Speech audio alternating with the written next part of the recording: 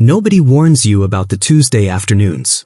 The grief counselors, the hospital pamphlets, the well-meaning friends, they all prepare you for the funeral, for the first holidays, for the anniversary. But nobody tells you that the worst moment might come on a random Tuesday at 2:47 in the afternoon, when you reach for your phone to call someone who will never answer again. That's where we meet Daniel Mercer.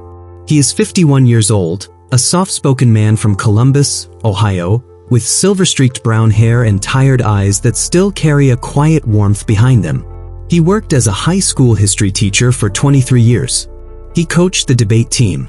He believed in order, in cause and effect, in the idea that if you did everything right, life would follow a reasonable path.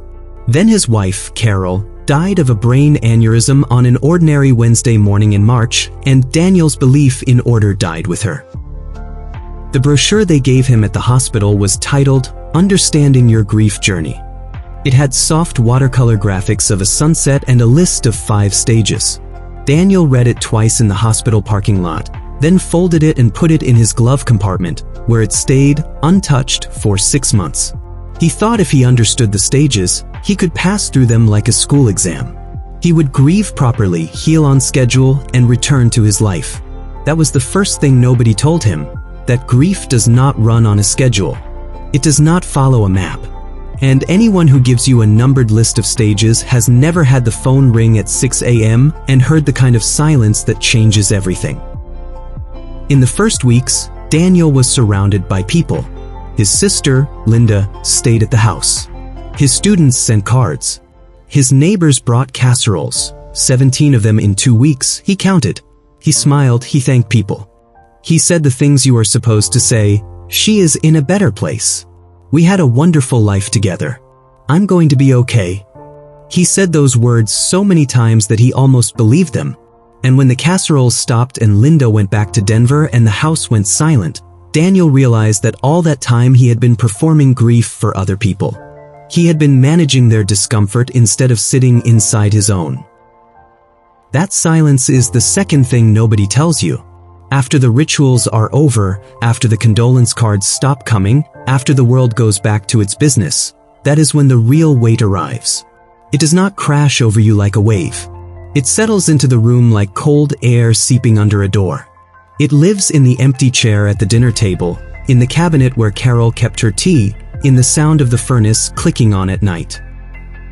Daniel tried to do what the brochure suggested.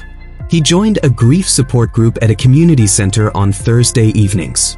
He sat in a circle with 11 other people who had all lost someone, and he listened to them talk, and sometimes he talked too. It helped a little. Not in the way he expected, not in a clean, measurable way, but in the way that being in a room with people who understood the specific grammar of loss can quiet the loudest voices in your head. He kept going. That was the first wise thing he did.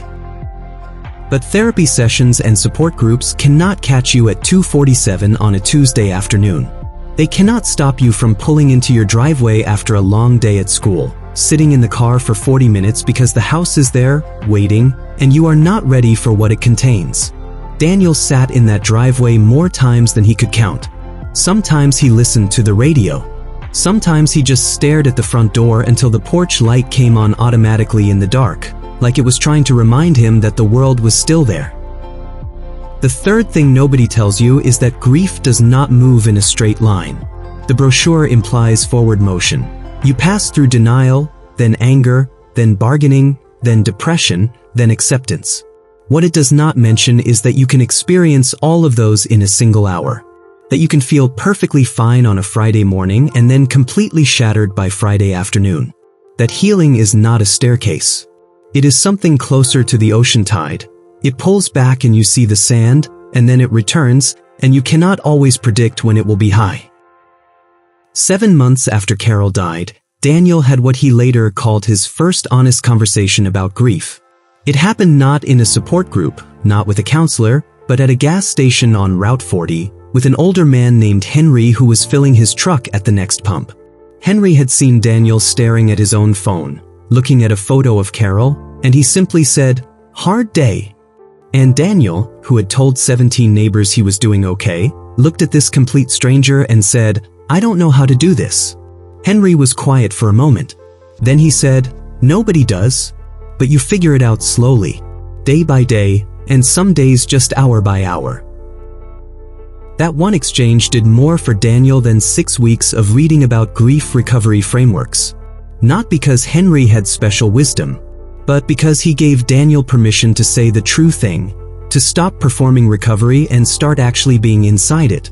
That is the fourth hidden truth about grief. Healing cannot begin until you stop pretending you are already healed.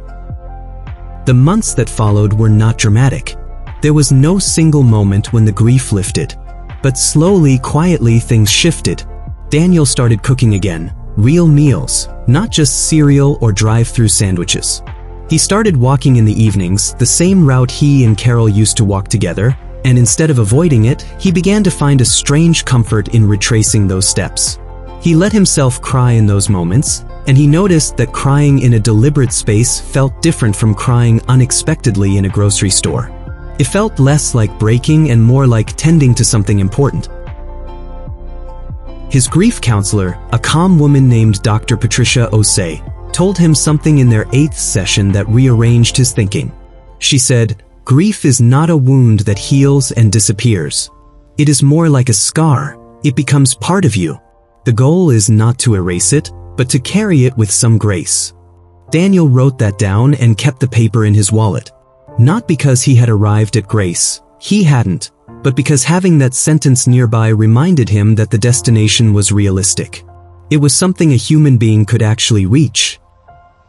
By the time the 1-year mark came around, Daniel did not feel healed. He felt something harder to name and more truthful. He felt changed, not broken, not fixed, but changed.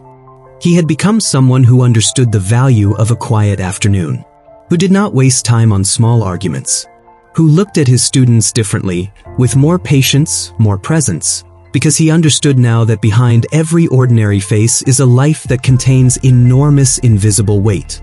He had become someone who could sit with another person's pain without rushing to make it better, because he had finally learned to sit with his own. On the 1-year anniversary of Carol's death, Daniel drove to the park where they had gotten engaged, sat on the bench they used to share, and stayed there for 2 hours. He did not try to feel anything in particular. He just let the afternoon be what it was. And somewhere in those 2 hours, he noticed something that surprised him. Not happiness, not yet, but the quiet, early presence of something that felt like it might, in time, become peace. The last thing they never put in the brochure is this: grief does not end, but it does transform. The person you lose does not disappear from your life. They become woven into who you are. The love does not stop, it just changes its address. And the map you needed was never the one in the pamphlet.